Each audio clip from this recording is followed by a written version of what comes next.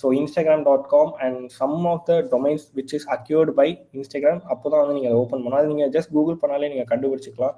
So இன்ஸ்டாகிராமோட official domains நீங்கள் search பண்ணால் உங்களுக்கு அதோட லிஸ்ட் கிடைக்கும். அண்ட் மெட்டாவை ஓன் பண்ண டொமைன்ஸ் நீங்கள் போட்டிங்கனாலே ஒரு பஞ்ச் ஆஃப் லிஸ்ட் இருக்கும். அதோட நீங்கள் வச்சுருக்க லிங்க்கு கரெக்டாக மேட்ச் ஆகான்னு பார்த்துட்டு கிளிக் பண்ணுங்கள்.